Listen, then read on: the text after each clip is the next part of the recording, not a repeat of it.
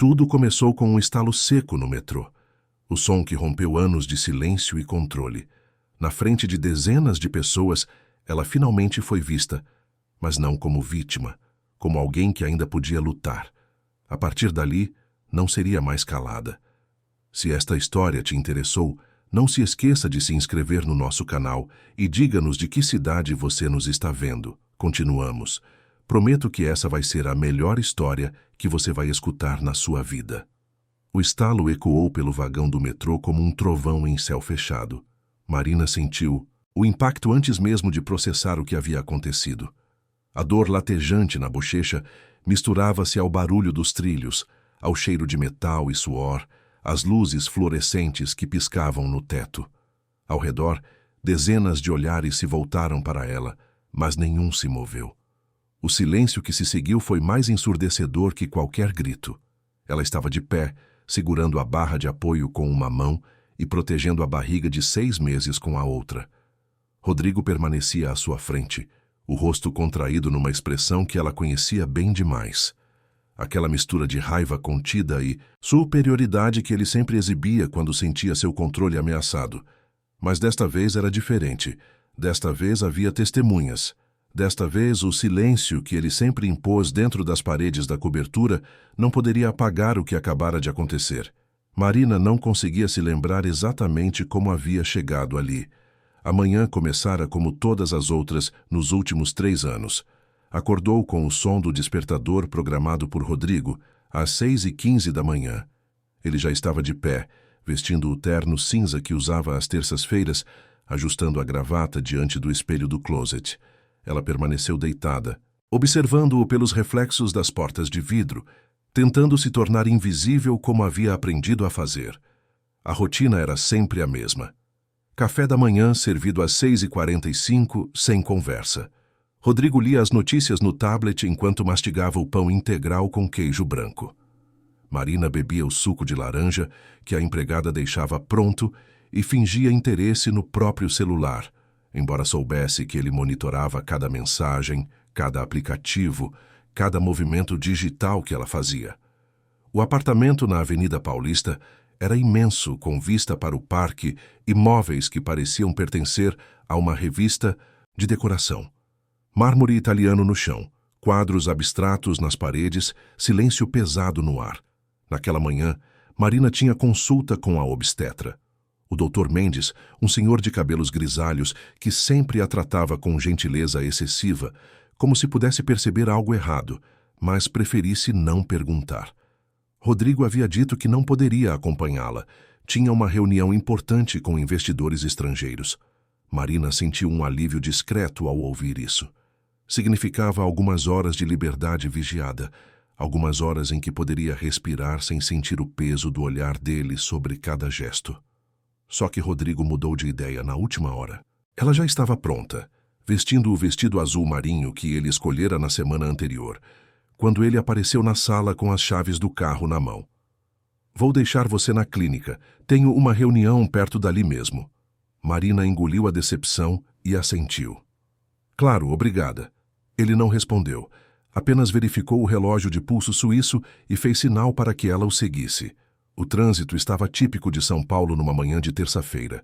Rodrigo dirigia em silêncio, os dedos tamborilando no volante sempre que o sinal ficava vermelho.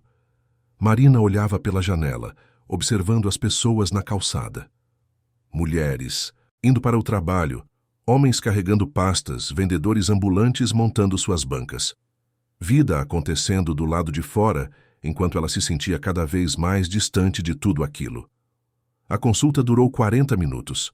O Dr. Mendes fez todos os exames de rotina, mediu a pressão de Marina, ouviu os batimentos cardíacos do bebê.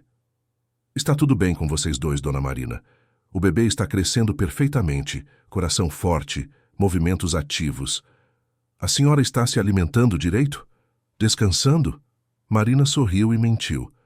"Sim, doutor, está tudo ótimo. Rodrigo cuida muito bem de mim."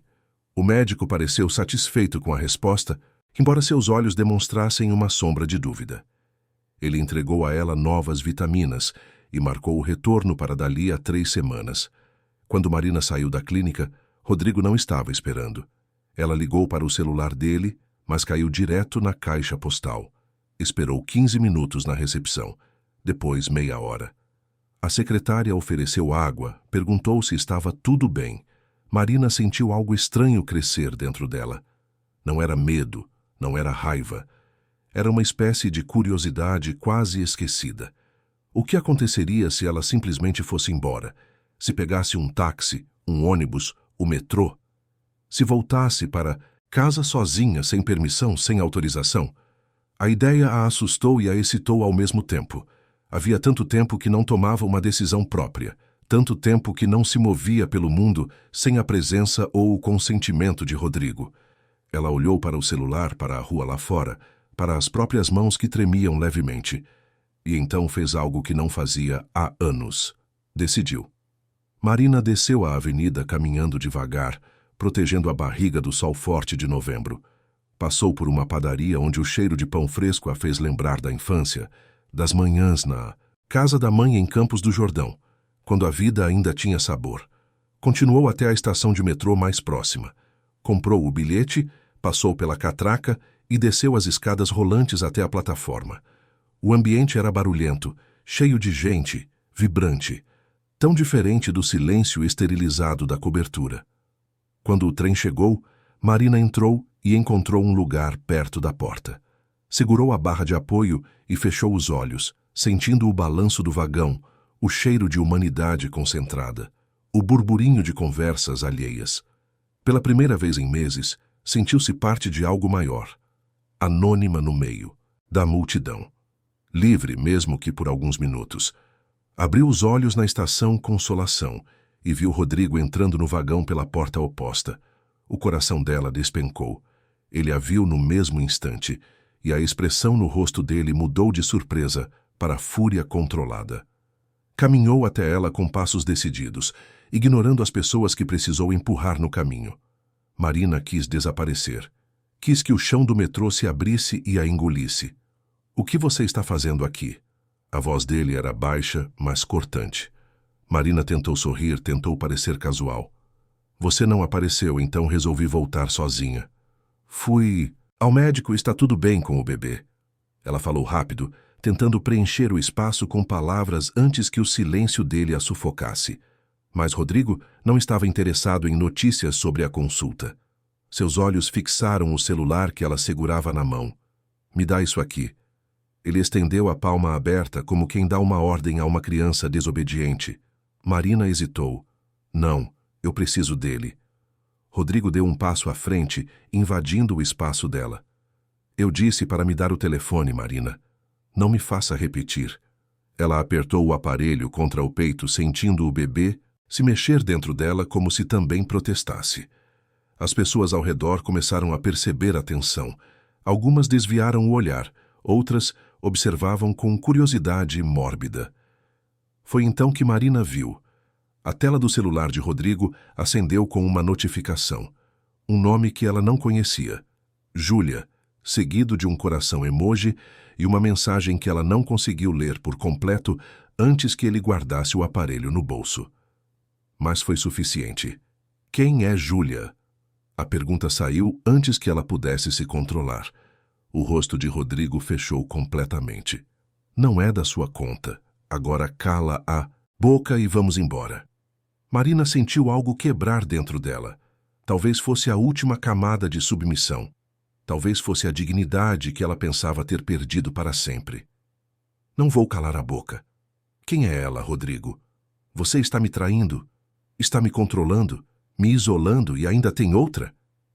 As palavras saíam agora num fluxo descontrolado, alto demais para o ambiente fechado do vagão. As pessoas pararam de fingir que não viam. Todos olhavam agora. Rodrigo deu mais um passo, seu rosto a centímetros do dela. Eu disse para você calar a boca. Sua voz era um rosnado. Marina abriu a boca para responder e foi quando aconteceu. A mão dele subiu rápida e acertou o rosto dela com força suficiente para fazer sua cabeça virar para o lado. O estalo ecoou. O silêncio desceu. Marina tocou a bochecha ardendo, os olhos marejados não de dor, mas de choque. Rodrigo nunca havia chegado a tanto antes. nunca na frente de outras pessoas. Sempre fora calculado, controlado, cuidadoso para não deixar marcas que pudessem ser vistas. Mas ali, naquele vagão lotado do metrô, com dezenas de testemunhas, ele havia perdido o controle. E foi exatamente nesse momento que tudo mudou. Um homem de uniforme da polícia ferroviária se aproximou, abrindo caminho entre os passageiros.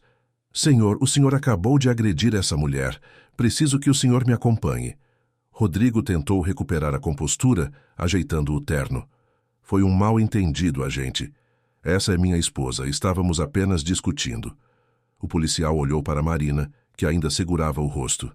"Senhora, a senhora precisa de atendimento médico. A senhora está grávida?" Marina olhou para o policial, para Rodrigo, para todas aquelas pessoas observando. Pela primeira vez em anos, alguém estava perguntando o que ela precisava. Alguém estava vendo. O silêncio, que sempre a protegera e a aprisionara, havia sido quebrado. E não havia como recolher os cacos. O hospital cheirava a desinfetante e esperança perdida. Marina estava sentada numa maca da emergência, um curativo sendo aplicado no rosto por uma enfermeira de olhos gentis e mãos firmes. A mulher não fazia perguntas desnecessárias, apenas trabalhava em silêncio, de vez em quando oferecendo um sorriso discreto, que dizia mais do que qualquer palavra poderia expressar. Marina fixava o olhar na parede branca à sua frente, tentando processar como sua vida havia desmoronado em questão de minutos. Rodrigo estava em outra sala, sendo interrogado pelo policial que havia intervindo no metrô. Marina não sabia exatamente o que estava acontecendo ali, quais eram os procedimentos, o que viria a seguir. Tudo parecia estar acontecendo ao redor dela, enquanto ela permanecia num estado de suspensão, como se estivesse assistindo à própria vida através de um vidro embaçado. A médica que a examinou era uma mulher negra de cerca de 50 anos, com cabelos grisalhos presos num coque e uma expressão que mesclava profissionalismo com compaixão. "Dona Marina, meu nome é doutora Célia. Vou fazer alguns exames para garantir que tanto você quanto o bebê estão bem. Pode parecer invasivo, mas é necessário documentar tudo para o seu próprio bem. Você entende?" Marina assentiu mecanicamente. Entendia.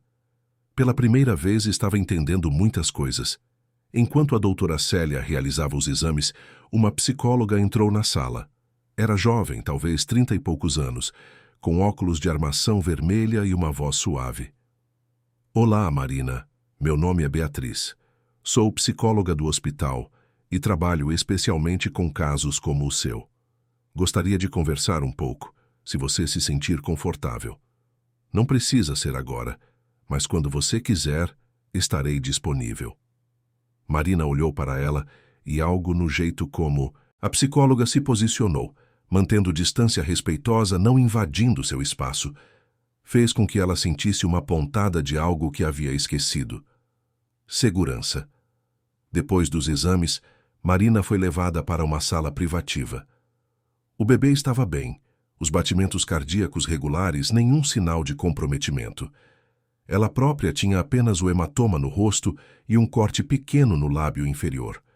Nada grave em termos físicos. Mas a doutora Célia sentou-se ao lado dela e segurou sua mão. "Marina, os ferimentos que vejo aqui são superficiais, mas minha experiência me diz que há muito mais do que aparenta. Você não precisa falar agora, mas saiba que há pessoas aqui que podem ajudar. Você não está sozinha." Essas palavras ecoaram em Marina de uma forma estranha. Você não está sozinha. Há quanto tempo ninguém dizia isso a ela? Há quanto tempo ela não se sentia parte de algo além da prisão dourada que Rodrigo havia construído ao redor dela? As lágrimas começaram a cair antes que ela pudesse controlá-las. Silenciosas, quentes, libertadoras. A doutora Célia não disse mais nada. Apenas permaneceu ali, segurando sua mão, deixando que ela chorasse. Foi nesse momento que bateram na porta. O policial que havia intervindo no metrô entrou com cuidado, como quem pisa em vidro quebrado. "Boa tarde, dona Marina. Meu nome é inspetor Henrique Alves, da Polícia Civil. Gostaria de fazer algumas perguntas se a senhora se sentir em condições." Marina limpou as lágrimas com as costas da mão e assentiu. Ele puxou uma cadeira e sentou-se mantendo uma distância respeitosa, o bloco de notas aberto, mas as mãos cruzadas sobre ele. A senhora pode me contar o que aconteceu hoje? Sem pressa, no seu tempo. Marina começou a falar devagar no início, tropeçando nas palavras. Contou sobre a consulta médica, sobre Rodrigo não aparecer, sobre a decisão de pegar o metrô sozinha. Contou sobre o encontro inesperado, a discussão, o nome no celular dele. E então contou sobre o tapa. O inspetor Henrique anotava tudo com caligrafia cuidadosa, de vez em quando levantando os olhos para ela, mas nunca interrompendo. Quando ela terminou, ele fez uma pausa antes de perguntar. Essa foi a primeira vez que ele a agrediu fisicamente? Marina abriu a boca para dizer que sim, mas então percebeu que estaria mentindo. Não, ela disse baixinho. Ele nunca havia me batido assim na frente de pessoas. Mas em casa já aconteceu. Antes, o inspetor Henrique não demonstrou surpresa. Quantas vezes, aproximadamente? Marina tentou contar, mas as memórias se misturavam. Não sei. Muitas.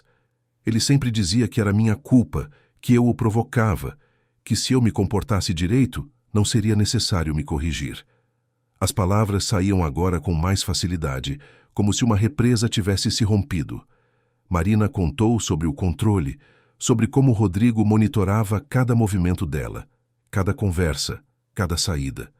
Sobre como ele a havia afastado das amigas, da família, de qualquer coisa que pudesse representar uma ameaça ao domínio dele sobre ela. Sobre como ela havia se tornado uma prisioneira na própria vida, mas uma prisioneira tão acostumada às correntes que havia esquecido o que era a liberdade.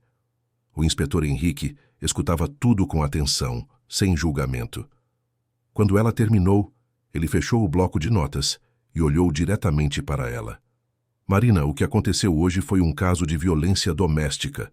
Com as testemunhas que temos e o estado em que a senhora se encontra, há elementos suficientes para proceder com a investigação. Mas preciso que a senhora entenda uma coisa. Nada disso é culpa sua. Nada do que ele fez foi provocado pela senhora. Ele é o único responsável pelos atos dele. Marina queria acreditar naquelas palavras, mas anos de condicionamento não desaparecem com uma frase bonita. E agora, o que vai acontecer? O inspetor Henrique explicou os procedimentos. Rodrigo seria detido temporariamente para prestar depoimento. Seria instaurado um inquérito policial. Marina teria acesso a medidas protetivas se desejasse. Havia casas de abrigo, assistência psicológica, suporte jurídico. Tudo isso estava disponível para ela. Mas a decisão de seguir adiante tinha que ser dela. Marina sentiu o peso daquela responsabilidade. Decidir, escolher, agir. Verbos que haviam sido apagados do seu vocabulário. Eu preciso de tempo, ela disse. Preciso pensar.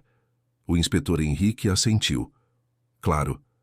Mas não pode voltar para casa com ele, não por enquanto. A senhora tem alguém com quem possa ficar? Família, amigos? Marina pensou na mãe, Dona Teresa, que morava em Campos do Jordão. Fazia mais de um ano que não a via pessoalmente.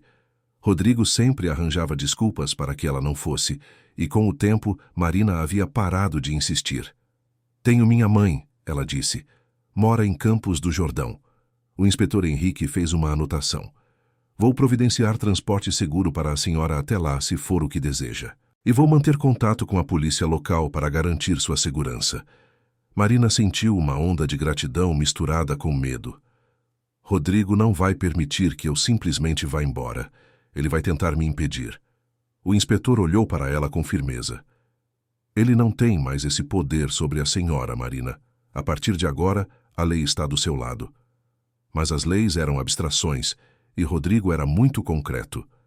Marina conhecia a capacidade dele de manipular situações, de usar seus contatos, seu dinheiro, sua influência para conseguir o que queria.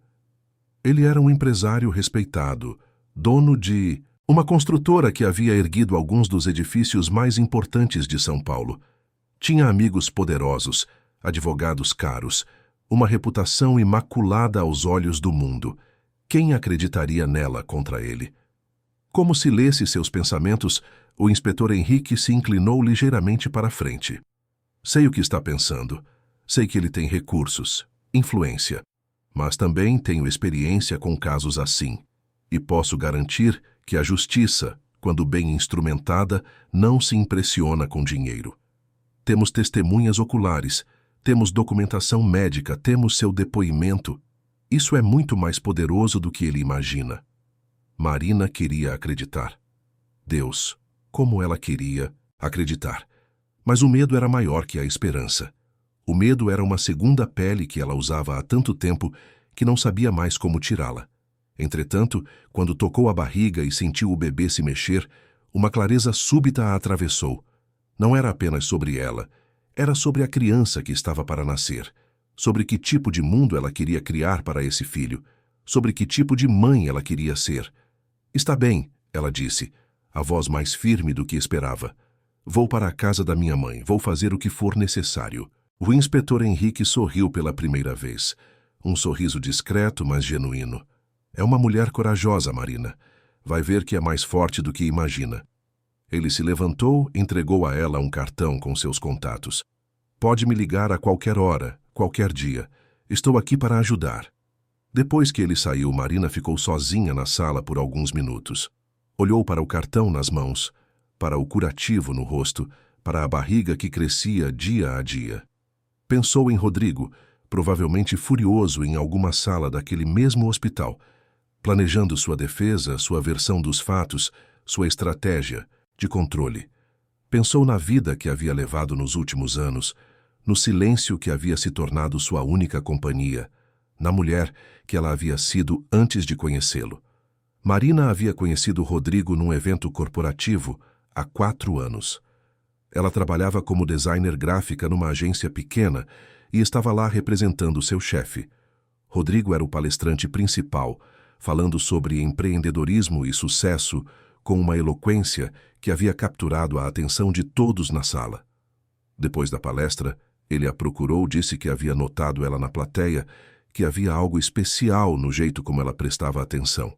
Ela se sentiu vista, escolhida, especial. O namoro foi intenso desde o início.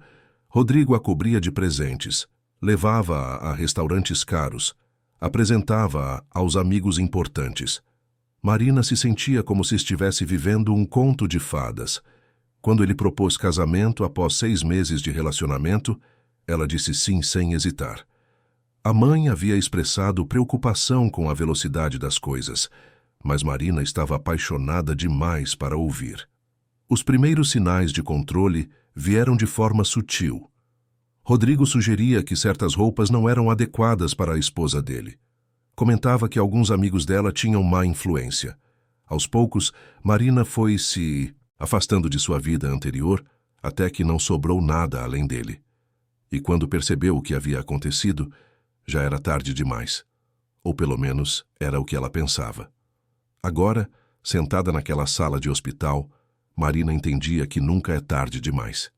Que sempre há uma escolha, por mais difícil que seja. Que o silêncio pode ser quebrado e que do outro lado dele existe a possibilidade de uma vida diferente. Ela não sabia como seria essa vida, não tinha garantias de que tudo daria certo. Mas pela primeira vez em anos tinha esperança. E esperança, descobriu, era um combustível mais poderoso que o medo. A viagem até Campos do Jordão durou 4 horas, mas para Marina pareceu uma eternidade e um segundo ao mesmo tempo. O policial que a acompanhou, um rapaz jovem chamado Marcelo, foi discreto e respeitoso durante todo o trajeto. Deixou que ela olhasse pela janela em silêncio, perdida em pensamentos que pareciam se multiplicar a cada quilômetro que se distanciava de São Paulo. A cidade foi ficando para trás, com seus prédios infinitos e seu barulho constante. A paisagem mudou gradualmente, tornando-se mais verde, mais vazia, mais respirável. Marina não avisou a mãe que estava indo. Não conseguiu encontrar palavras para explicar pelo telefone. Simplesmente pediu ao policial Marcelo que dirigisse até o endereço que ela conhecia de cor, a pequena casa de madeira numa rua tranquila do centro histórico da cidade. Quando o carro parou em frente à casa, Marina viu a luz acesa na janela da sala. Eram quase 8 da noite e sua mãe provavelmente estava assistindo à novela das 8, como fazia todas as noites, desde que Marina se lembrava. A floricultura que Dona Teresa mantinha há mais de 20 anos ficava no térreo da casa, fechada a essa. Ora, mas Marina podia ver através da vitrine as flores que sua mãe havia arranjado com tanto cuidado. Rosas, lírios, crisântemos, todas em vasos de cerâmica pintados à mão. Marina desceu do carro devagar, sentindo as pernas tremendo. O ar frio da serra a envolveu como um abraço. Marcelo pegou a pequena mala que o hospital havia providenciado com algumas roupas básicas. A senhora quer que eu a acompanhe até a porta? Marina balançou a cabeça. Não, obrigada. Acho que preciso fazer isso sozinha. Ele entendeu, entregou a mala e voltou para o carro dizendo que esperaria até ter certeza de que ela estava segura. Marina subiu os 3 degraus de madeira que levavam à porta da frente. Tocou a campainha e ouviu o som familiar ecoando lá dentro. Passos se aproximaram. A porta se abriu e ali estava Dona Teresa, com seus 68 anos, cabelos brancos presos num coque frouxo, avental ainda amarrado na cintura, olhos arregalados de surpresa. Marina, minha filha, o que você está fazendo aqui? E então Dona Teresa viu o curativo no rosto da filha, a mala na mão, o jeito como Marina segurava a barriga como se protegesse algo precioso. Seu rosto mudou de surpresa para compreensão num instante. Ela não fez perguntas, não pediu explicações. Simplesmente abriu os braços e Marina se jogou neles, desabando num choro que vinha de um lugar tão fundo que parecia não ter fim. Entra, minha filha, entra. Dona Teresa a guiou para dentro, acenando para o policial Marcelo que estava bem e que podia ir. Levou Marina até o sofá da sala, aquele mesmo sofá florido onde Marina havia passado tardes inteiras da infância lendo livros, sonhando com o futuro. Sentou-se ao lado da filha e deixou que ela chorasse, acariciando seus cabelos como fazia quando Marina era pequena e acordava de pesadelos. Quando as lágrimas finalmente cessaram, Dona Teresa foi até a cozinha e voltou com um chá de camomila quente. Bebe, vai te fazer bem. Marina segurou a caneca com as 2 mãos, sentindo o calor atravessando a porcelana, ancorando-a de volta ao presente. Desculpa aparecer assim, mãe. Eu não sabia para onde ir. Dona Teresa balançou a cabeça. Não pede desculpa. Esta é sua casa, sempre foi e sempre será. Você está segura aqui. Aos poucos, Marina começou a contar. Falou sobre os anos de controle, sobre o isolamento, sobre as agressões, que haviam começado sutis e foram se intensificando. Falou sobre o metrô, sobre o tapa, sobre o hospital, sobre a decisão de sair. Dona Teresa escutava em silêncio, mas Marina podia ver a dor crescendo nos olhos da mãe a cada palavra. Quando terminou, Dona Teresa segurou as mãos dela com força. Eu sabia que algo estava errado, ela disse, a voz trêmula. Toda vez que conversávamos por telefone, você parecia tão distante, tão apagada. Tentei perguntar, tentei insistir para você vir me visitar. Mas ele sempre arranjava uma desculpa. Eu deveria ter feito mais, deveria ter ido até você. Marina apertou as mãos da mãe. Não foi sua culpa, mãe, eu escondi tudo muito bem, escondi até de mim mesma. Dona Teresa puxou a filha para outro abraço, esse mais longo, mais apertado. Agora você está aqui e vamos cuidar de você. Você e meu neto. Vamos reconstruir sua vida, um dia de cada vez. Marina assentiu contra o ombro da mãe, sentindo pela primeira vez em muito tempo que talvez realmente fosse possível. Naquela noite, Marina dormiu no quarto que havia sido dela durante toda a infância e adolescência. As paredes ainda tinham os mesmos quadros que ela havia pintado aos 15 anos, paisagens montanhosas em aquarela, que mostravam um talento que ela havia abandonado quando se casou com Rodrigo. A cama era a mesma, estreita e simples, mas infinitamente mais confortável que a cama king size da cobertura em São Paulo. Ali, entre lençóis que cheiravam a lavanda e sob um cobertor de lã que a mãe havia feito à mão, Marina dormiu sem pesadelos pela primeira vez em meses. Acordou com o som de pássaros e o cheiro de café fresco. A luz do sol entrava pela janela, tingindo tudo de dourado. Marina levantou-se devagar, acariciando a barriga. Bom dia, pequeno. Vamos começar de novo hoje. Desceu para a cozinha e encontrou Dona Teresa preparando o café da manhã. Pão caseiro ainda quente, geleia de morango feita pela vizinha, manteiga fresca, frutas cortadas em pedaços perfeitos. Marina sentou-se à mesa pequena e sentiu as lágrimas voltando, mas dessa vez eram lágrimas de gratidão. Os dias seguintes foram de adaptação. Marina ajudava a mãe na floricultura, rearranjando vasos, regando plantas, conversando com os clientes que entravam. A cidade pequena tinha seu ritmo próprio, mais devagar, mais humano. As pessoas cumprimentavam umas às outras na rua, paravam para conversar. Conheciam os nomes e as histórias de cada um. Era tão diferente da solidão anônima de São Paulo. Marina também começou a pintar novamente. Dona Teresa havia guardado todos os materiais dela, as tintas, os pincéis, as telas.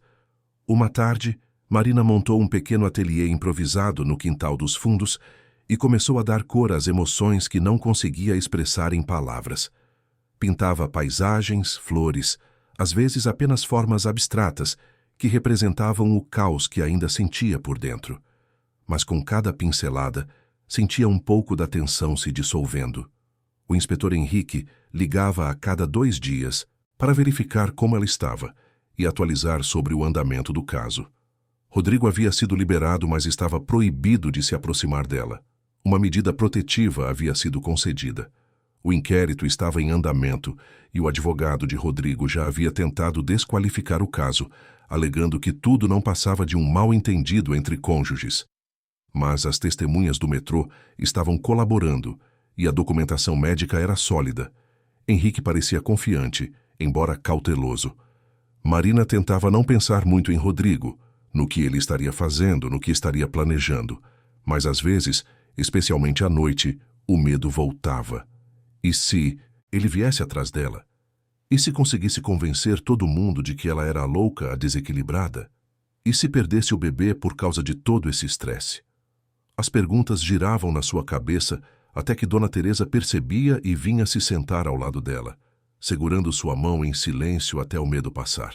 Foi numa dessas noites, 2 semanas depois de sua chegada em Campos do Jordão, que algo inesperado aconteceu. Marina estava fechando a floricultura com a mãe quando uma jovem mulher entrou apressada, segundos antes de elas trancarem a porta. Desculpa, eu sei que já está fechando, mas preciso muito falar com a Marina.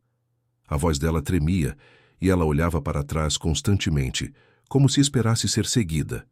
Marina arregalou os olhos. Não a conhecia. Era uma mulher de uns 28 anos, loira, magra, com olhos vermelhos de tanto chorar. Quem é você? Como me encontrou? A mulher deu um passo à frente, as mãos tremendo. Meu nome é Júlia, Júlia Andrade. Eu trabalhava para seu marido. E preciso te contar a verdade sobre quem ele realmente é. O nome ecoou na cabeça de Marina. Júlia. O nome que havia visto no celular de Rodrigo no metrô. O nome que havia detonado a discussão que mudou tudo. Marina sentiu as pernas fraqueando e Dona Teresa rapidamente puxou uma cadeira para ela sentar. Júlia permaneceu de pé, nervosa, ainda olhando para a porta como se esperasse que alguém aparecesse a qualquer momento. O que você quer comigo? Marina perguntou, tentando manter a voz firme. Júlia engoliu seco e tirou um envelope grande da bolsa. Eu vim te entregar isso e te contar coisas que você precisa saber. Mas antes preciso que você entenda. Eu não sabia que ele era casado quando começamos.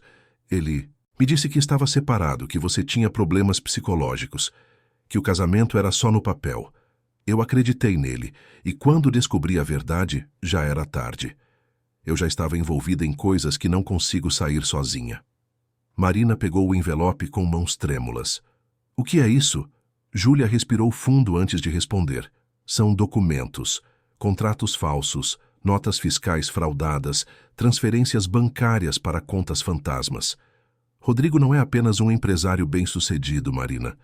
Ele está envolvido em lavagem de dinheiro, superfaturamento em obras públicas, propinas. E ele me usou para fazer tudo isso. Colocou tudo no meu nome, na minha empresa de fachada. Se ele cair, eu caio junto. Mas não posso mais viver com isso. Não posso deixar que ele continue destruindo vidas. Marina abriu o envelope e viu dezenas de papéis, planilhas, extratos bancários. Não entendia completamente o que estava vendo, mas percebia a gravidade.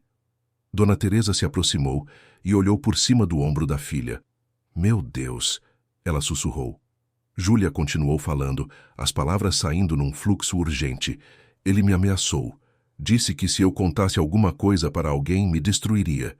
Disse que tem contatos, que pode fazer com que eu desapareça. Mas quando soube o que ele fez com você no metrô, quando vi nas notícias, entendi que ele é capaz de qualquer coisa. E se eu não fizer alguma coisa agora, mais gente vai se machucar. Marina olhou para aquela mulher, aquela estranha que de alguma forma havia se tornado uma aliada inesperada. Júlia também era uma vítima de Rodrigo, só que de uma forma diferente. Ele havia usado o charme, as promessas, a manipulação para envolvê-la em seus esquemas. E agora ela estava pagando o preço. Por que está me contando isso? Por que não foi direto para a polícia? Porque sem você as provas não têm contexto completo, Júlia respondeu. Porque você é a esposa legal dele, tem acesso a informações que eu não tenho. E porque... Marina apertou os olhos como se estivesse tentando não chorar, porque acho que você é a única pessoa que pode entender o que é estar sob o controle dele e encontrar coragem para sair. Marina sentiu uma conexão estranha com aquela mulher. Elas eram diferentes, vinham de lugares diferentes, mas compartilhavam a experiência de terem sido manipuladas pelo mesmo homem. Você precisa ir para a polícia também, Marina disse. Sozinha, essas provas podem não ser suficientes, mas se você testemunhar, se contar sua história, talvez possamos parar ele de vez. Júlia assentiu, limpando as lágrimas. Eu sei. Estou com medo, mas vou fazer. Só precisava te ver primeiro, te entregar isso. O resto eu faço. Dona Teresa se manifestou pela primeira vez. Você está segura? Ele sabe que você veio aqui? Júlia balançou a cabeça. Não acho que saiba. Troquei de carro, fiz caminhos alternativos. Mas não posso ficar muito tempo. Ele tem olhos em muitos lugares. Marina se levantou e, surpreendendo a si mesma, abraçou Júlia. Obrigada por sua coragem. Júlia retribuiu o abraço e depois se afastou rapidamente. Cuida do seu bebê, Marina, e não deixa ele te fazer acreditar que você é fraca. Você é muito mais forte do que ele jamais será. Com essas palavras, Júlia saiu pela porta e desapareceu na noite de Campos do Jordão. Marina e Dona Teresa ficaram paradas na floricultura por vários minutos depois que Júlia saiu, olhando para o envelope como se ele fosse uma bomba prestes a explodir. De certa forma, era exatamente isso. As informações ali dentro tinham o poder de destruir completamente a imagem pública de Rodrigo. Mas também colocavam Marina e Júlia em risco.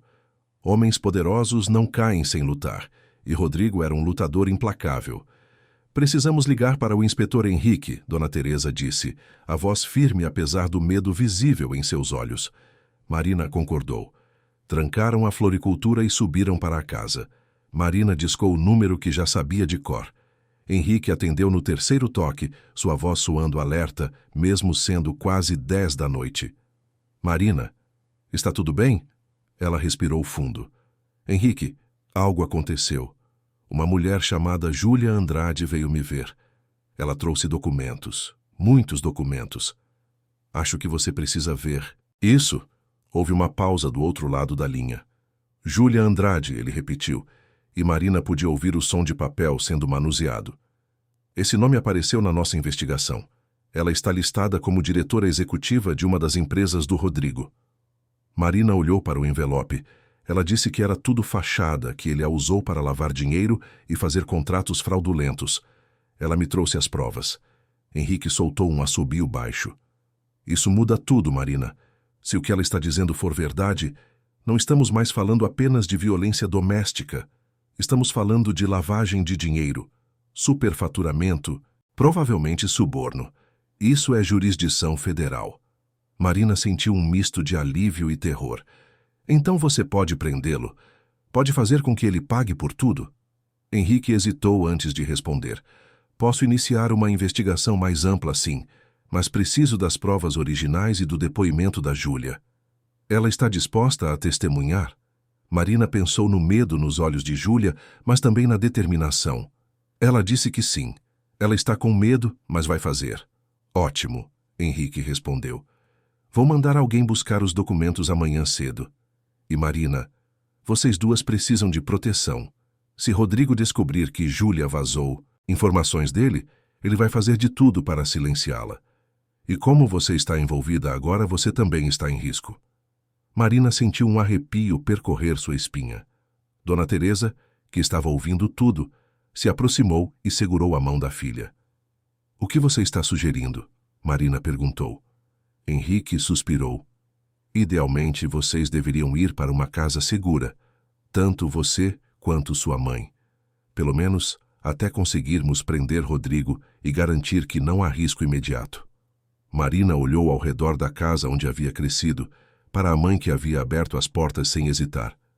Não quero colocar minha mãe em perigo por minha causa. Já chega o que eu já fiz. Dona Teresa apertou a mão dela com força. Marina, você não fez nada de errado. Quem está fazendo mal é ele. E não vou deixar você enfrentar isso sozinha. Se precisamos ir para algum lugar seguro, vamos juntas. Marina sentiu os olhos marejarem. Obrigada, mãe. Henrique continuou. Vou fazer os arranjos. Por enquanto, tranquem todas as portas e janelas. Não abram para estranhos. Vou manter uma viatura fazendo rondas pela região durante a noite. Amanhã de manhã uma equipe chega aí. Depois de desligar, Marina e Dona Teresa verificaram todas as fechaduras. A casa, que sempre havia sido um refúgio, agora parecia vulnerável. Cada ruído na rua fazia ambas se sobressaltarem. Marina preparou um chá enquanto a mãe fechava as cortinas. Sentaram-se na cozinha, o envelope de Júlia na mesa entre elas. Marina o abriu novamente, dessa vez examinando os documentos com mais atenção. Havia contratos de construção com valores absurdamente inflados, notas fiscais de materiais que nunca foram entregues, transferências bancárias para empresas offshore em paraísos fiscais, planilhas detalhando propinas pagas a funcionários públicos, políticos, fiscais de obras. Era um esquema complexo e meticulosamente organizado. Rodrigo não era apenas um agressor. Era um criminoso de colarinho branco que havia construído um império sobre mentiras e corrupção. Como eu pude ser tão cega, Marina murmurou. Dona Teresa balançou a cabeça. Você não foi cega, filha. Você foi enganada por alguém que é mestre em enganar. Ele construiu uma persona pública impecável, justamente para esconder quem realmente é. Marina pensou em todas as festas beneficentes que Rodrigo organizava, nas doações públicas que fazia, nos discursos sobre ética empresarial. Tudo era parte de uma máscara cuidadosamente construída. Aquela noite foi longa.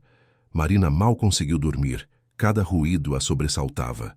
O bebê se mexia inquieto dentro dela, como se pudesse sentir a tensão da mãe. Marina acariciava a barriga, sussurrando palavras de conforto. Vai ficar tudo bem, pequeno. Mamãe vai garantir que você cresça em segurança, longe de tudo isso. Dona Teresa havia insistido em dormir no sofá da sala, dizendo que queria ficar perto da porta da frente. As duas mulheres permaneceram acordadas a maior parte da noite, unidas pelo medo, mas também pela determinação de proteger uma a outra. Ao amanhecer, uma van discreta parou em frente à casa.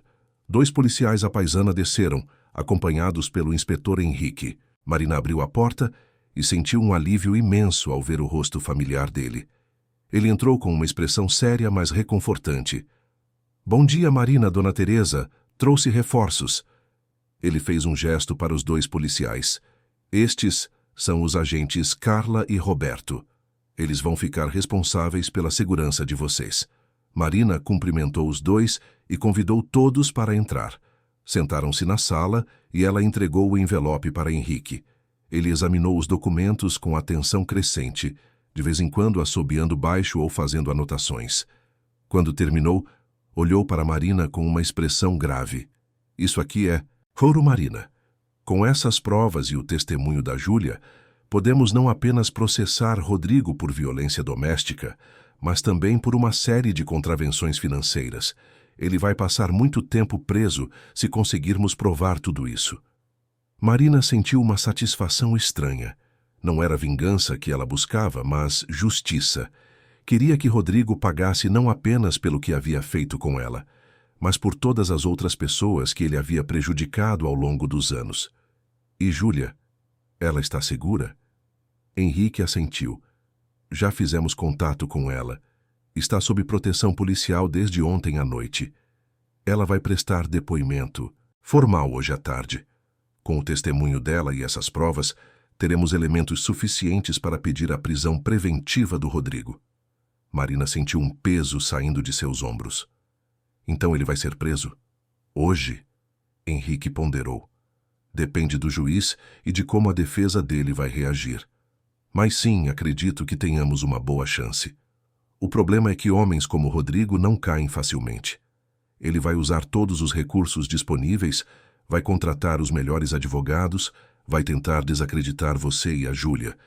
Precisamos estar preparados para uma batalha longa. Marina olhou para a mãe, que estava sentada ao seu lado. Eu estou pronta, ela disse. Não vou mais correr, não vou mais me esconder, ele precisa pagar pelo que fez. Henrique sorriu com aprovação. Essa é a atitude.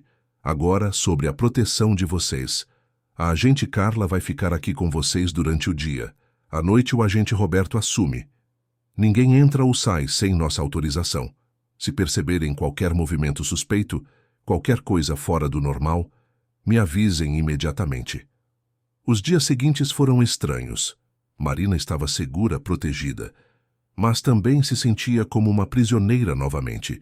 Só que dessa vez era para seu próprio bem. Não podia sair da casa sem escolta. Não podia atender à porta. Cada carro que passava na rua era observado com suspeita. Dona Teresa tentava manter a normalidade, cozinhando, cuidando das plantas, conversando com Marina sobre planos para o futuro. Mas ambas sabiam que nada seria normal até que Rodrigo estivesse definitivamente fora de suas vidas. Foi numa tarde chuvosa, 3 dias depois da visita de Júlia, que Henrique ligou com notícias. Marina, temos uma audiência marcada para amanhã. O juiz vai analisar nosso pedido de prisão preventiva. Você precisa estar lá para testemunhar. Marina sentiu o coração disparar. Amanhã? Tão rápido? Henrique explicou. O juiz considerou o caso urgente dada a gravidade das acusações e o risco que você e Júlia correm. Rodrigo e seus advogados também estarão presentes. Vai ser difícil, Marina. Você vai ter que enfrentá-lo novamente. Está preparada para isso? Marina olhou para a barriga, agora com quase 7 meses. Pensou no filho que estava por vir, na vida que queria construir para ele. Pensou em todas as mulheres que ainda estavam presas em relacionamentos abusivos, sem coragem ou recursos para sair. Pensou em Júlia, que havia arriscado tudo para fazer a coisa certa. Estou preparada, ela disse, e pela primeira vez sentiu que realmente estava. Henrique respirou aliviado. Ótimo. Vou buscar você e sua mãe amanhã de manhã. A audiência é às 10 horas. Tente descansar hoje. Mas descansar era a última coisa que Marina conseguia fazer. Passou a tarde ensaiando mentalmente o que diria ao juiz, como explicaria anos de controle e manipulação, como faria com que ele entendesse que as marcas invisíveis eram tão profundas quanto as visíveis. Dona Teresa percebeu a ansiedade da filha e sentou-se ao seu lado. Você só precisa contar a verdade, filha. A verdade tem um poder que nenhuma mentira pode superar. Marina abraçou a mãe. Como você ficou tão sábia? Dona Teresa sorriu. Viver 68 anos ensina algumas coisas. Naquela noite, Marina teve um sonho. Estava de volta ao metrô, mas dessa vez não estava sozinha. Júlia estava ao seu lado, e atrás delas havia dezenas de outras mulheres, todas com marcas de batalha, todas de pé, todas prontas para lutar. Rodrigo estava na frente delas, mas parecia menor, menos intimidador. Quando Marina acordou, o sol estava nascendo e ela sabia o que precisava fazer. Era hora de enfrentar o passado para poder construir o futuro. O Fórum de Campos do Jordão ficava numa construção histórica no centro da cidade, um prédio de arquitetura colonial que contrastava com a modernidade dos processos que ali tramitavam. Marina desceu do carro com a ajuda de Dona Teresa, sentindo as pernas trêmulas e o coração acelerado. A barriga de 7 meses tornava cada movimento mais lento, mais cuidadoso. O inspetor Henrique caminhou ao lado delas, sua presença reconfortante como um escudo invisível. Na entrada do fórum havia jornalistas. O caso havia ganhado repercussão depois que algumas das acusações contra Rodrigo vazaram para a imprensa. Empresário influente acusado de violência doméstica e fraudes financeiras. Era o tipo de história que vendia jornais e gerava cliques. Marina manteve a cabeça baixa, protegendo o rosto com a mão, enquanto Henrique a guiava através da pequena multidão de repórteres que gritavam perguntas. Dentro do prédio o ar era pesado e formal. Corredores com piso de madeira antiga que rangiam a cada passo. Quadros de juízes do passado olhando severos das paredes. Marina foi levada para uma sala de espera reservada para testemunhas. Júlia já estava lá, sentada numa cadeira de plástico, as mãos entrelaçadas no colo, o rosto pálido. Quando viu Marina, levantou-se e as duas se abraçaram brevemente, um abraço que transmitia mais do que palavras poderiam expressar. Solidariedade, medo, coragem. Como você está? Marina perguntou. Júlia deu um sorriso fraco, apavorada, mas determinada. E você? Marina tocou a barriga. Igual. Elas se sentaram lado a lado, Dona Teresa do outro lado de Marina. As três mulheres, cada uma carregando suas próprias feridas, unidas por um propósito comum. Henrique entrou na sala com uma pasta cheia de documentos. Vou explicar como vai funcionar. Primeiro haverá a apresentação das acusações. Depois, o advogado de defesa do Rodrigo vai se manifestar. Em seguida, vocês duas serão chamadas para depor. Por último, o juiz vai decidir se concede ou não a prisão preventiva. Marina engoliu seco. E se ele não conceder? Henrique não mentiu. É uma possibilidade. Rodrigo tem dinheiro, influência, advogados caros, mas temos provas sólidas e testemunhas confiáveis. Tenho esperança de que a justiça prevaleça. Marina queria acreditar, mas anos sendo controlada por Rodrigo haviam ensinado que ele sempre tinha um plano, sempre tinha uma saída. Júlia parecia estar pensando a mesma coisa. Ele vai tentar me destruir, ela disse baixinho. Vai dizer que eu menti, que forjei documentos, que fiz tudo por vingança ou dinheiro. Henrique olhou para ela com firmeza. Deixe que ele tente, a verdade está do nosso lado. Às 10 horas em ponto, foram chamados para a sala de audiências. Era um espaço solene, com bancos de madeira escura, uma bandeira nacional ao fundo e o brasão da República acima da cadeira do juiz. Marina entrou, e seus olhos imediatamente encontraram Rodrigo. Ele estava sentado do outro lado da sala, impecável num terno azul marinho, cabelos perfeitamente penteados, postura confiante. Ao lado dele, dois advogados de aparência igualmente impecável, com suas pastas de couro e expressões estudadas. Quando Rodrigo a viu, algo passou por seu rosto.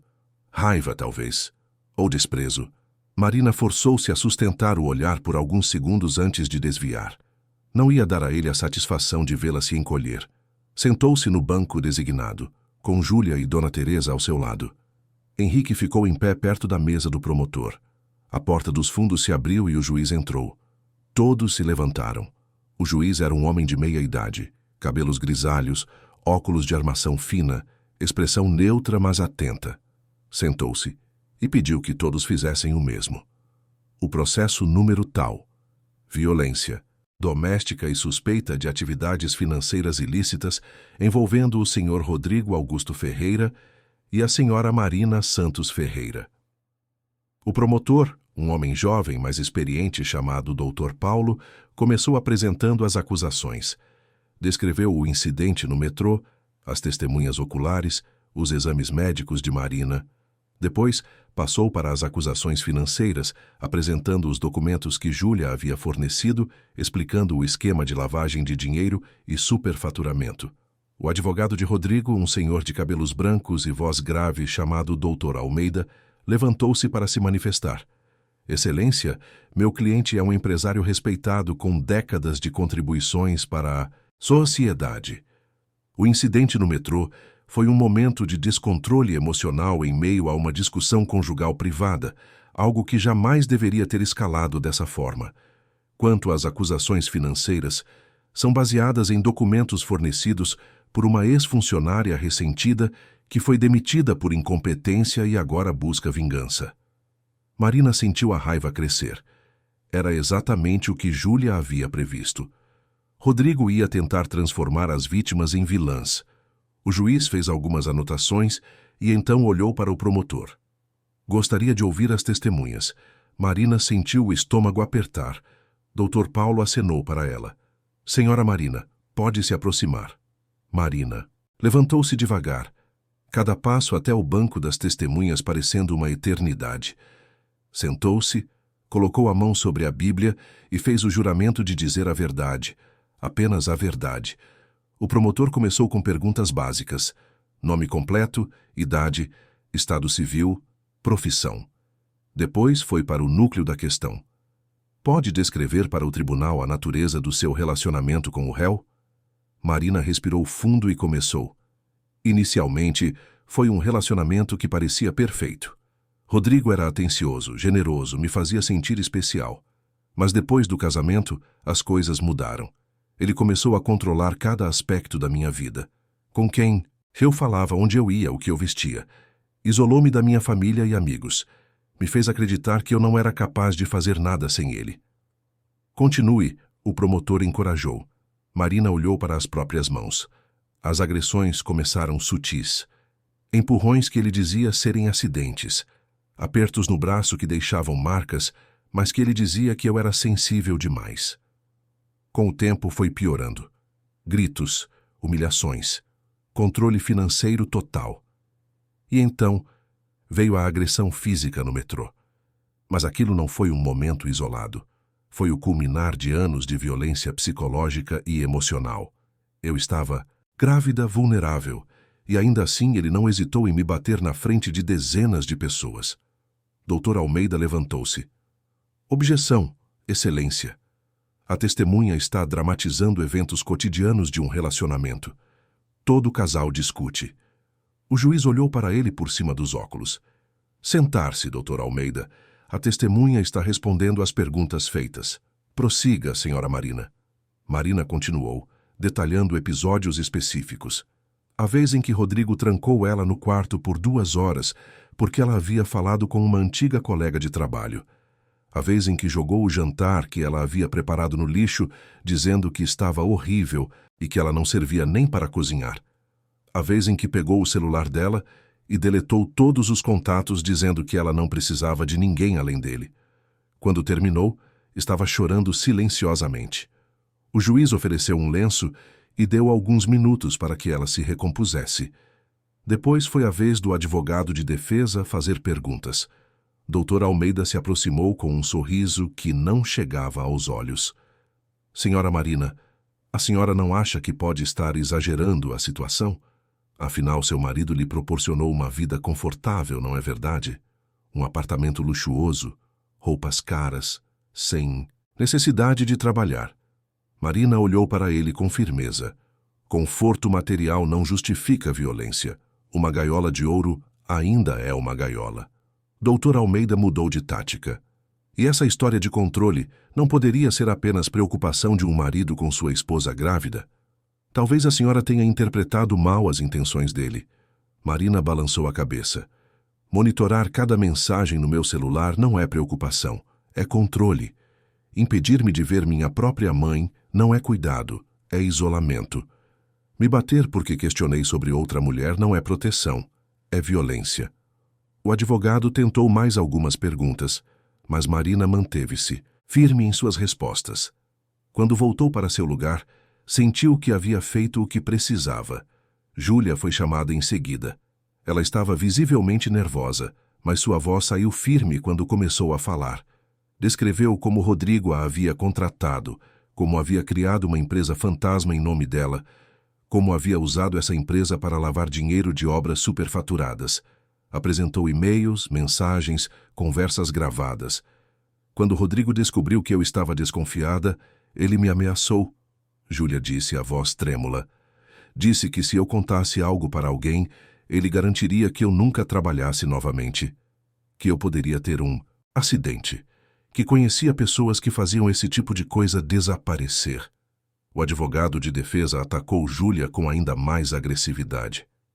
Não é verdade que a senhora foi demitida por incompetência? Que inventou essas acusações porque estava ressentida? Júlia olhou diretamente para ele. Fui demitida porque me recusei a continuar participando de atividades ilegais. E essas não são invenções. São fatos documentados que entreguei às autoridades. Dr. Almeida insistiu. Documentos que a senhora mesma preparou, correto? Como sabemos que não forjou tudo? Júlia respirou fundo. Porque muitos desses documentos têm a assinatura digital do próprio Rodrigo. Porque há transferências bancárias que podem ser rastreadas. Porque há outras pessoas envolvidas que podem confirmar minha versão. Depois dos depoimentos, o juiz chamou um intervalo de 30 minutos para a análise das provas. Marina, Júlia e Dona Teresa foram para a sala de espera novamente. Ninguém falou muito. O que havia para dizer? Tudo estava nas mãos do juiz agora. Marina segurava a mão da mãe com força, sentindo o bebê se mexer dentro dela. Júlia andava de um lado para o outro, nervosa. Henrique entrou alguns minutos depois com café. Vocês se saíram muito bem, ele disse. Agora é esperar. Quando foram chamados, de volta. A tensão no ar era palpável. O juiz entrou e todos se levantaram. Ele se sentou, ajeitou os óculos e começou a falar. Analisei cuidadosamente todas as provas e depoimentos apresentados. As acusações são graves e as evidências substanciais. No que diz respeito à violência doméstica, há testemunhas oculares, documentação médica e um padrão de comportamento abusivo claramente estabelecido. Quanto às acusações financeiras, os documentos apresentados pela senhora Júlia Andrade são detalhados e corroborados por evidências bancárias que foram preliminarmente verificadas. O coração de Marina batia tão forte que ela podia ouvi-lo. O juiz continuou. Considerando a gravidade dos fatos, o risco à integridade das testemunhas e a possibilidade de o réu usar sua influência para obstruir a justiça, decreto a prisão preventiva do senhor Rodrigo Augusto Ferreira, efetiva imediatamente. Além disso, determino medidas protetivas em favor da senhora Marina Santos Ferreira e da senhora Júlia Andrade, proibindo qualquer tipo de contato ou aproximação por parte do réu ou de terceiros agindo em seu nome. Marina sentiu as lágrimas escorrendo pelo rosto, mas dessa vez eram lágrimas de alívio. Ao seu lado, Júlia soluçava baixinho. Dona Teresa abraçou a filha com força. Do outro lado da sala, Rodrigo havia ficado pálido. Seus advogados imediatamente começaram a protestar, pedindo reconsideração, mas o juiz foi inflexível. A decisão está tomada. 2 policiais se aproximaram de Rodrigo, colocando algemas em seus pulsos. Ele olhou para Marina uma última vez e nesse olhar ela viu tudo. Raiva, descrença, mas também algo que nunca havia visto antes. Medo. Medo de perder o controle. Medo das consequências. Medo de que seu império construído sobre mentiras finalmente desmoronasse. Enquanto Rodrigo era levado para fora da sala, Marina permaneceu sentada, tentando processar o que havia acabado de acontecer. Era real. Ele estava preso. Ela estava livre. O pesadelo havia terminado, ou pelo menos essa parte dele. Os dias que se seguiram à audiência foram uma mistura estranha de alívio e adaptação. Marina voltou para a casa da mãe em Campos do Jordão com uma sensação de leveza que não experimentava há anos, mas também com a consciência de que havia um longo caminho pela frente. Rodrigo estava preso, mas o processo judicial continuaria.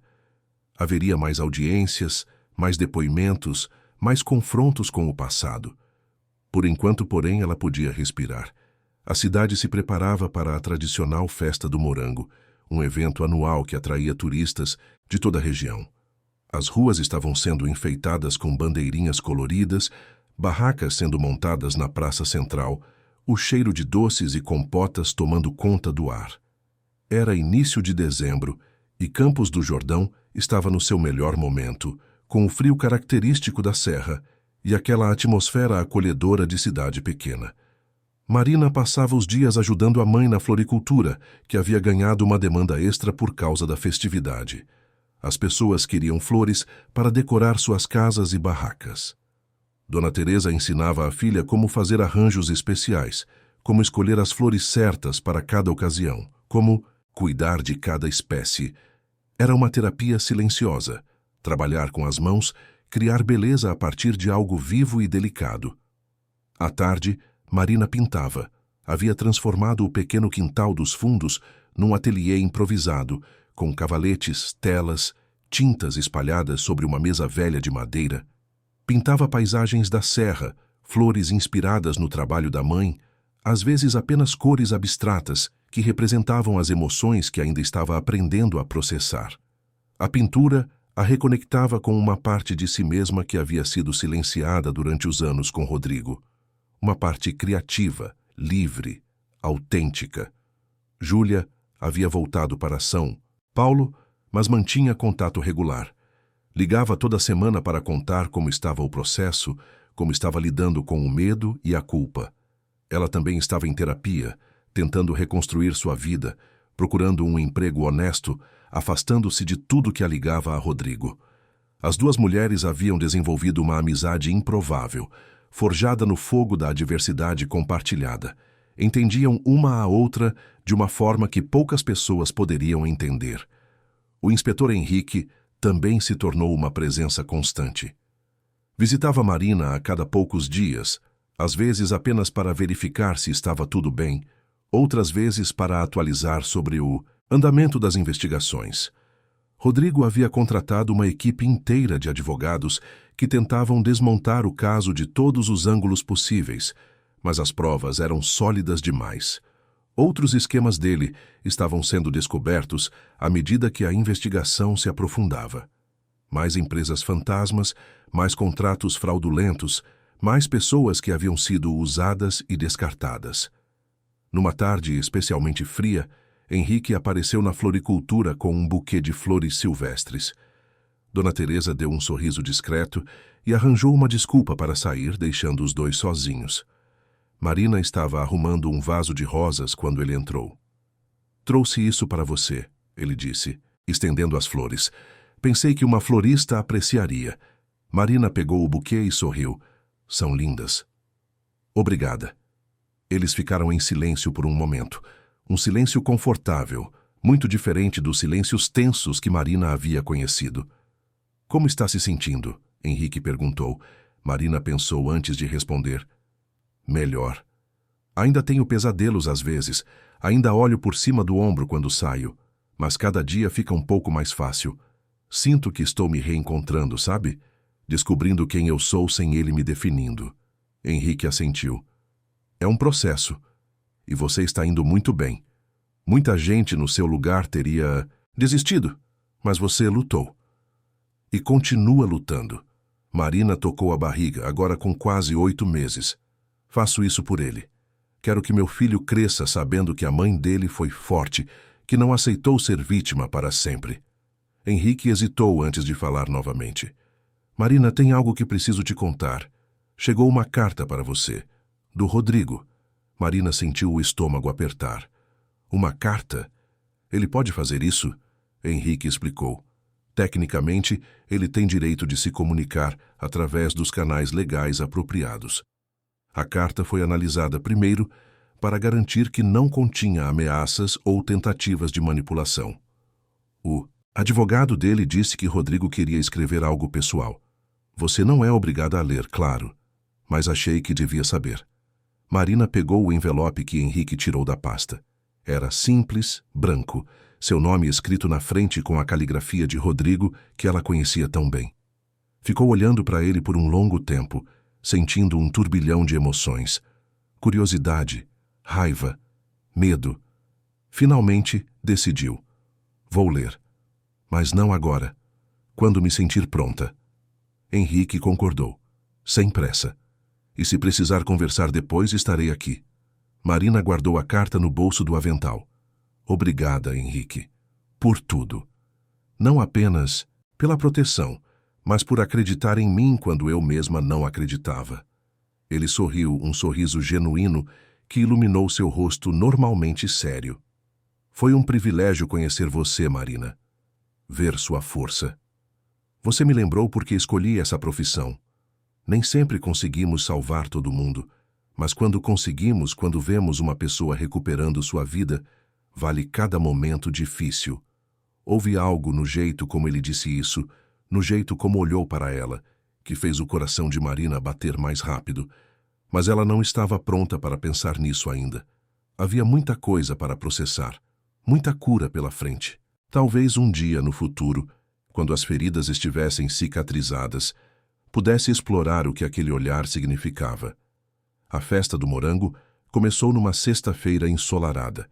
A praça central estava repleta de barracas vendendo de tudo: morangos frescos, doces de morango, geleias, licores, artesanato local.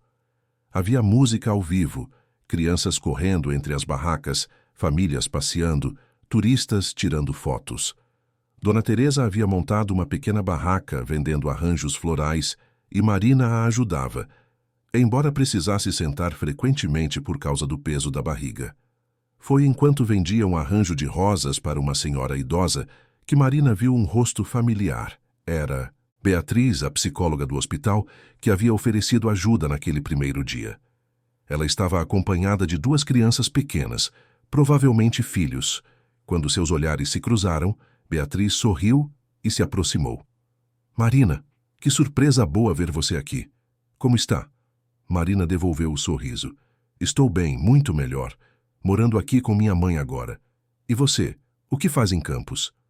Beatriz explicou que havia crescido ali e voltava sempre que podia para visitar a família. As crianças são meus sobrinhos, ela disse, bagunçando o cabelo de um deles com carinho. Marina as observou brincando e sentiu uma pontada de antecipação. Em poucas semanas ela também seria mãe. A ideia ainda a assustava um pouco, mas também a enchia de esperança. Você está radiante, Beatriz comentou. Diferente de quando nos conhecemos. Marina tocou a barriga. Estou me curando. Devagar, mas estou. Obrigada por ter sido tão gentil naquele dia. Você plantou uma semente de esperança quando eu mais precisava. Beatriz segurou a mão dela brevemente. É para isso que estou aqui. E fico feliz em ver que a semente floresceu. Se algum dia precisar conversar, você tem meu contato. Marina agradeceu, e as duas se despediram com um abraço. Beatriz ali, rodeada de família, feliz e plena, deu a Marina uma visão do que o futuro poderia ser. A vida continuava. As pessoas se curavam. Era possível ser feliz de novo. À noite, houve um show na praça.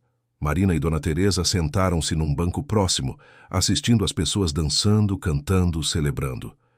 A música era animada, uma mistura de forró e sertanejo que fazia todo mundo balançar. Marina sentia o bebê respondendo à música, mexendo-se com mais energia do que o normal. Ele gosta de música, ela disse para a mãe. Vai ser um dançarino, Dona Teresa riu. Como você quando era pequena. Lembra que vivia dançando pela casa? Marina lembrava. Lembrava de muitas coisas da infância que havia esquecido durante os anos com Rodrigo. Estava redescobrindo pedaços de si mesma, remontando o quebra-cabeça de quem ela realmente era. Quando voltaram para casa naquela noite, Marina finalmente se sentiu pronta para ler a carta de Rodrigo. Pediu para ficar sozinha no quarto e abriu o envelope com mãos que tremiam levemente. A carta era escrita à mão, a caligrafia perfeita de Rodrigo, cobrindo 2 páginas inteiras. Marina começou a ler. Marina, não sei se você vai ler isso, mas preciso escrever. Não para me justificar, porque não há justificativa para o que fiz. Não para pedir perdão, porque sei que não mereço. Escrevo porque há algo que preciso que você saiba. Tenho pensado muito sobre quem me tornei, sobre as escolhas que fiz, sobre o homem que fui para você. E a verdade é que tenho medo, não de ir para a prisão, não de perder tudo que construí. Tenho medo de que nosso filho herde o meu medo, porque foi isso que meu pai me passou. O medo de perder controle, o medo de ser vulnerável, o medo de não ser forte o bastante. E eu transformei esse medo em raiva, em controle, em violência. Fiz com você o que foi feito comigo, perpetuei um ciclo que deveria ter sido quebrado há gerações. Marina parou de ler por um momento, processando as palavras. Era a primeira vez que Rodrigo falava sobre seu pai, sobre sua infância. Ele sempre havia sido fechado sobre o passado, construindo apenas uma narrativa de sucesso e superação. Continuou lendo. Não estou pedindo compaixão. Sei que explicar não é desculpar, mas quero que você saiba que o que aconteceu não teve nada a ver com você. Você não provocou, você não mereceu, você não foi a causa de nada. A culpa foi sempre minha, e espero de todo o coração que você consiga construir uma vida longe de tudo isso. Uma vida em que nosso filho cresça sem medo, sem violência, sem os fantasmas que me assombraram. Seja a mãe que ele precisa. Seja a mulher que você sempre foi, antes de eu tentar te transformar em outra coisa. E se um dia ele perguntar sobre mim, conte a verdade. Diga que o pai dele cometeu erros terríveis. Mas diga também que no fim o pai dele quis que ele fosse livre do peso que eu carreguei a vida toda. A carta terminava sem despedida, apenas a assinatura dele. Marina dobrou as páginas devagar, sentindo lágrimas escorrendo pelo rosto. Não eram lágrimas de pena ou de perdão. Eram lágrimas de encerramento, de compreender que Rodrigo também era um ser humano quebrado, mesmo que isso não desculpasse seus atos, de reconhecer que o ciclo de violência tinha raízes profundas, mas que ela tinha o poder de quebrá-lo de uma vez por todas. Guardou a carta numa gaveta, junto ao rosário que havia sido de sua avó. Talvez um dia mostrasse ao filho quando ele fosse velho o bastante para entender. Ou talvez não. Essa era uma decisão que tomaria no tempo certo. Por enquanto, tinha outras prioridades. Preparar-se para a maternidade, continuar sua cura, construir a vida que sempre quis ter. Naquela noite, Marina sonhou com o futuro. Sonhou com um menino de olhos curiosos correndo pela floricultura, ajudando a avó a regar as plantas. Sonhou com tardes de pintura, ensinando o filho a misturar cores, a criar beleza do nada. Sonhou com risadas, com abraços, com uma casa cheia de amor e segurança.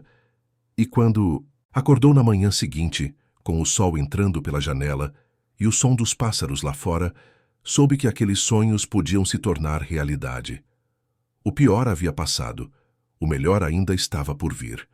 O parto aconteceu numa madrugada chuvosa de dezembro, 3 semanas antes da data prevista.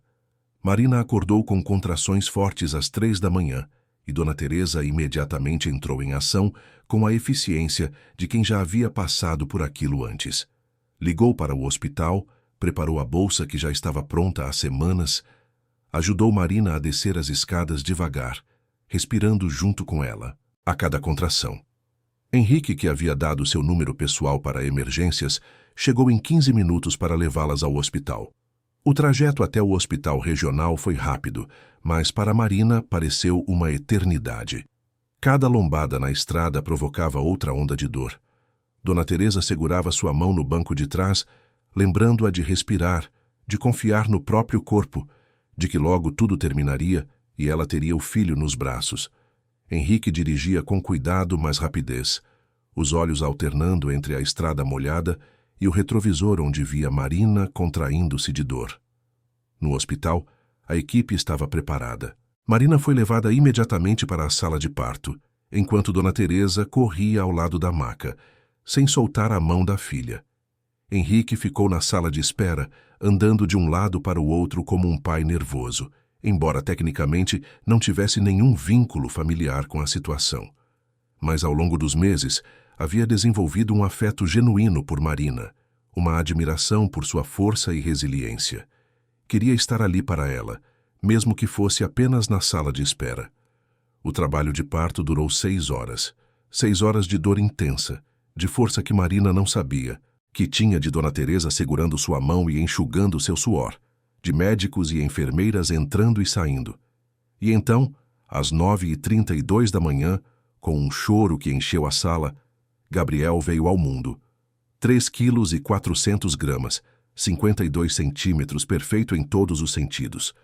Quando colocaram o bebê nos braços de Marina, ela esqueceu toda a dor. Olhou para aquele rostinho enrugado, para os olhinhos apertados, para as mãozinhas minúsculas que se agarravam ao ar, e sentiu um amor tão avassalador que tirou seu fôlego. "Oi, meu amor", ela sussurrou. "Eu sou sua mãe. Vamos ficar bem, você e eu. Prometo. Gabriel abriu os olhos por um breve momento e Marina jurou que ele a olhou, que entendeu, que selou com ela um pacto silencioso de proteção e amor mútuos.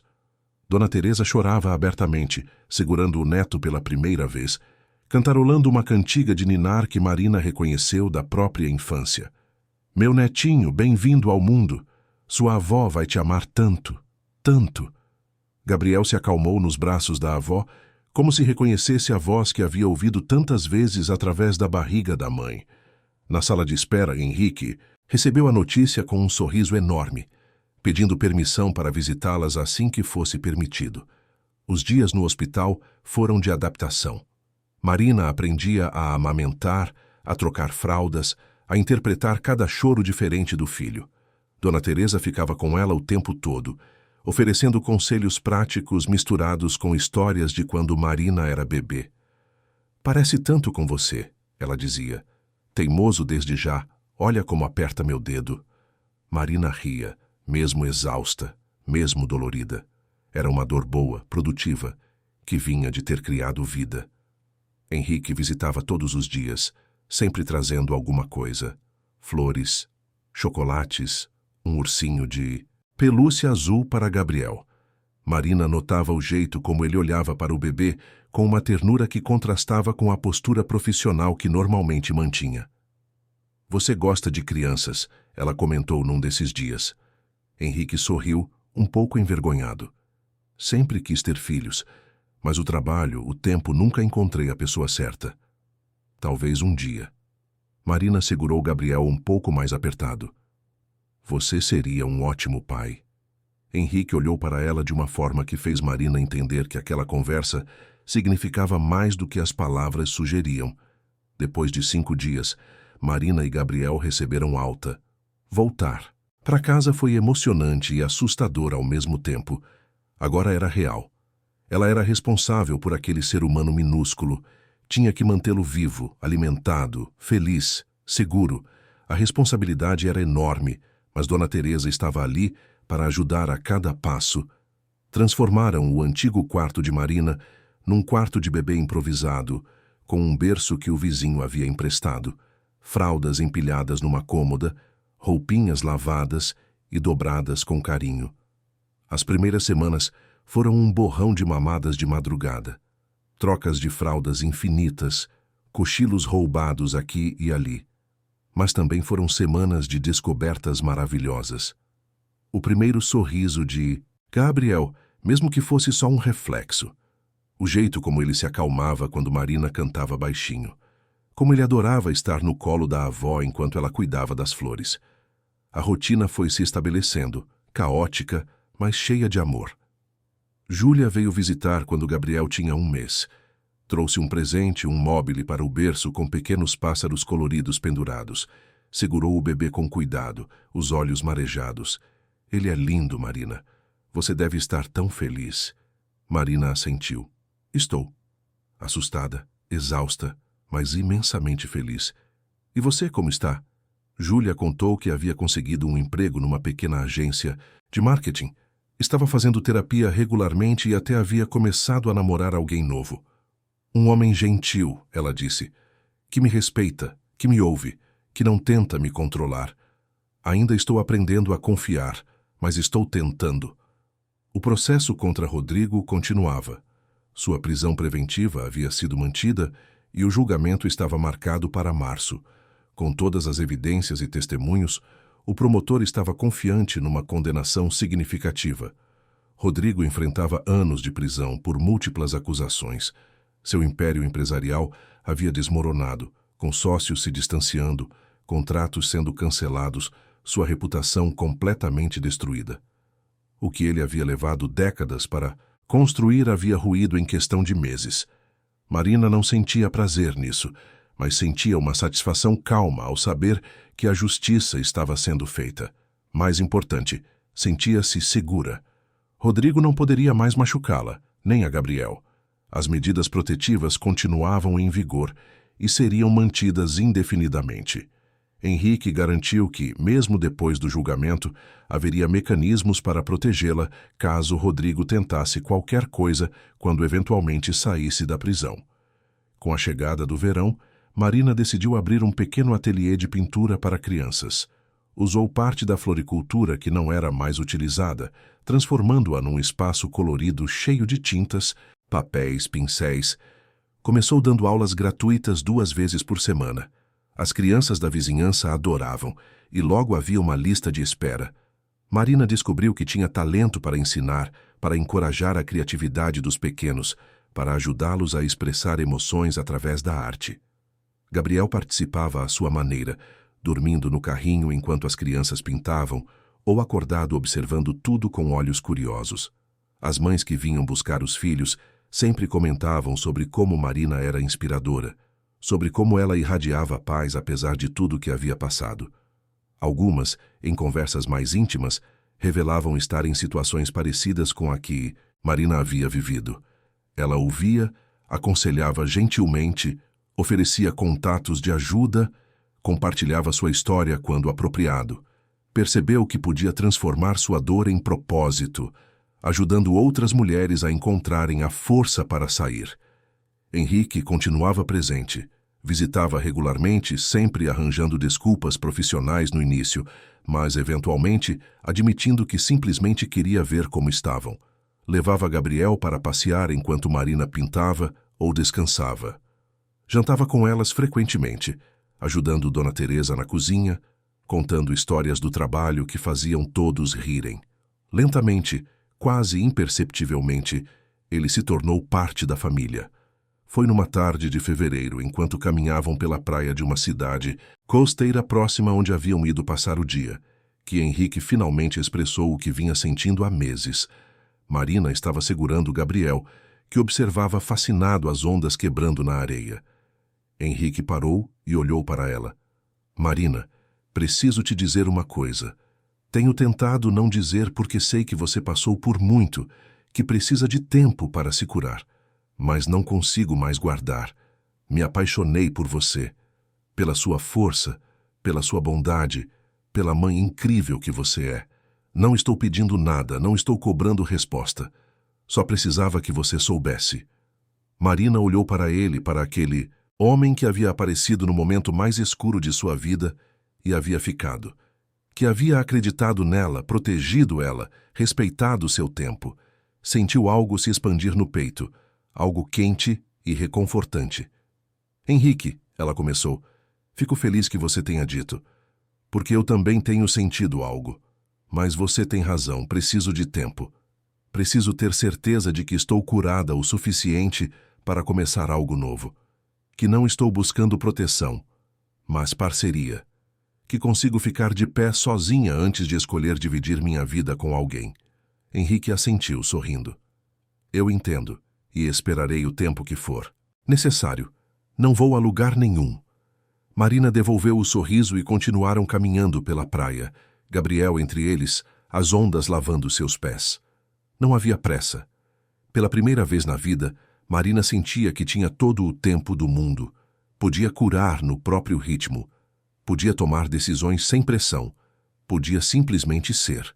O julgamento final de Rodrigo aconteceu em março, coincidindo com a tradicional festa da primavera em Campos do Jordão. Marina não foi. Não precisava estar lá para validar o que já sabia ser verdade. O promotor ligou no final do dia com a notícia. Rodrigo havia sido condenado a 12 anos de prisão por violência doméstica, lavagem de dinheiro, fraude e outros crimes. Sem possibilidade de regime aberto nos primeiros anos. Júlia também havia ligado, aliviada e chorando. Finalmente acabou, ela disse. Podemos seguir em frente de verdade agora. Marina desligou e olhou para Gabriel, que dormia tranquilamente no berço que ela havia pintado à mão com imagens de nuvens e pássaros. Acabou, ela sussurrou. O pesadelo acabou. E nosso futuro está só começando. Tocou suavemente o rosto do filho e fez uma promessa silenciosa. Ele cresceria sabendo que era amado. Cresceria sem medo. Cresceria vendo a mãe forte, independente, feliz. Cresceria num lar cheio de flores, cores, música e risos, e nunca, jamais, herdaria o medo que havia envenenado gerações. 2 anos depois, Marina estava em seu ateliê, agora oficialmente registrado e funcionando em tempo integral. Tinha 6 turmas por semana, uma assistente, e até havia vendido algumas de suas próprias pinturas para uma galeria local. Gabriel, com 2 anos e meio, corria entre os cavaletes, pintando com as mãos, fazendo bagunça e trazendo alegria para todos ao redor. Dona Teresa ainda trabalhava na floricultura, mas agora com a ajuda de Marina nas manhãs. Henrique havia se tornado oficialmente parte da vida delas. Não moravam juntos ainda. Marina havia insistido em manter as coisas devagar, mas ele estava presente. Nos fins de semana, nos jantares em família, nas festas de aniversário do Gabriel. Era paciente, respeitoso, amoroso de uma forma que Marina nunca havia experimentado. Um dia, talvez em breve, ela estaria pronta para dar o próximo passo. Mas não havia pressa. Eles tinham tempo. Numa tarde ensolarada, Marina estava na praia com Gabriel. Ele corria atrás das ondas, gritando de alegria toda vez que a água molhava seus pés. Henrique estava ao lado dela, segurando sua mão. Dona Teresa estava sentada numa cadeira de praia, lendo um livro e olhando o neto de vez em quando. Era uma cena comum, mas para Marina era extraordinária. Era a vida que ela havia sonhado, a vida que havia lutado tanto para conquistar. Olhou para o horizonte, para onde o mar encontrava o céu, e sussurrou para si mesma as palavras que havia escrito numa tela em branco meses atrás. Para meu filho, que nunca herdará o medo. O ciclo estava quebrado. O silêncio que a havia aprisionado por anos havia sido substituído por risadas, conversas, música. A escuridão havia dado lugar à luz. E Marina sabia, com uma certeza profunda, que vinha de algum lugar além da razão, que tudo ficaria bem. Não perfeito, porque a vida nunca é perfeita, mas bem, genuinamente, profundamente bem. Gabriel correu até ela, os bracinhos estendidos. Mamãe, olha! Achei uma concha. Marina se abaixou e abraçou o filho, sentindo o cheiro de sal e protetor solar, ouvindo a risada dele no seu ouvido. É linda, meu amor. Vamos guardar como tesouro. Henrique se juntou ao abraço. E por um momento os 3 ficaram ali, abraçados na areia, enquanto o sol começava a se pôr pintando o céu de laranjas e rosas. Dona Teresa tirou uma foto daquele momento. Marina sabia que guardaria essa imagem para sempre, não porque representava um final feliz perfeito, mas porque representava algo mais importante.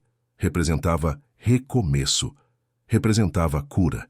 Representava a prova viva de que é possível sair da escuridão e encontrar luz do outro lado, que o amor verdadeiro existe e não machuca, que os ciclos podem ser quebrados, que o futuro não precisa ser definido pelo passado. E enquanto o sol se punha sobre o mar, Marina finalmente permitiu-se acreditar no que Henrique havia dito naquele primeiro dia no hospital, palavras que ela havia guardado como um talismã durante toda a jornada. Você não está sozinha, nunca mais estaria.